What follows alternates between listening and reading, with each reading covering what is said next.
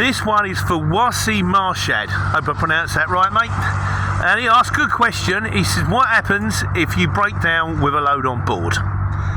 Now, this is something that has happened to me both as a driver and as a shipper. It's painful, but it's not the end of the world. Hopefully, the load that you've got on board isn't perishable. You know, if you're the Tesco's mob and all that, or you're driving a fridge, kind of different. But normally with our things, it could be steel, or it could be dressing gowns, or it could be a conveyor belt. So it's going to be an inconvenience for the customer, because they're going to be expecting to get that stuff in like 2-3 hours, and instead they're going to have to wait a little bit longer. But this is transport. As my mate Bennett, HBC, says, these things happen in transport. Because it happened to me when I was carrying flowers for Valentine's Day. That's kind of perishable and needs to be there on the hurry up. So, but what you do, first thing you do is ring the shipper and you go, right, I've broken down. And then the next question is going to be, have you broken down in a place where the load is transferable? So say, for example, you're in a Luton and you've broken down, but the tail lift is still working, and you've broken down, but you've broken down in a car park, then there's a possibility what they'll probably do is they'll go, right, we're going to get another van to you. And then they'll ring you and go, right, there's another van coming and it's going to be there in an hour or something like that. He's got your phone number. He'll come, take the load off of your vehicle, put it on his vehicle, and he'll carry it on. If you're in a small van, if you're in a medium wheelbase, if you're carrying a rod, you're carrying a small parcel, not the end of the world. If you're in a truck like me and you break down and you've got like, I don't know, a large, heavy, a 2-ton conveyor belt, then it's kind of a different story. Then you've got two options of what you've broken down. Is it repairable?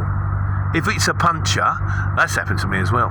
If it's a puncture, well, you'll have to get the puncture fixed, and as soon as you've got the puncture fixed, carry on and go into the place. That's if the place is still open. If not, you get the puncture fixed, well, can you deliver it there as soon as possible? Can you get it there in the morning? That kind of thing. If it's not repairable, then it's a case of, well, you're going to have to get recovered.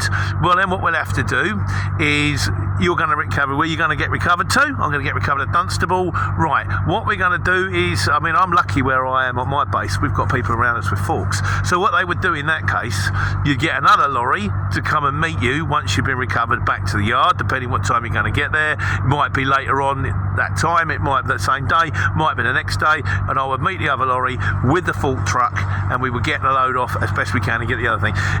And then it will go on its way on another vehicle. Or it might be repairable, it might be the next day, it might be a day later. The truth of the matter is, these things happen. They're machines, they break down. You know, they need to be repaired. And when they do, what the shipper will aim to do will be find the cheapest, most logical or most sensible solution to the problem to get the load off and get it to the customer. And that is all you can do. But if you're honest, what you don't want to do is not say anything for 3 hours. And they go, where are you? Oh yeah, I've broken down. Just get straight on the phone. I've broken down. I phoned the recovery. I've done this. I'm doing this. I'll keep you in the loop. That's all you can do. And at the end of the day, it's not actually your problem so much. It's the shipper's problem. Because they're the one they've taken on the contract of moving that load from A to B. Something has happened. If it was on their own vehicles, if they had their own fleet, then they might call another vehicle in. Because they might have a fleet, they'll go, we're going to send someone in the fleet to you.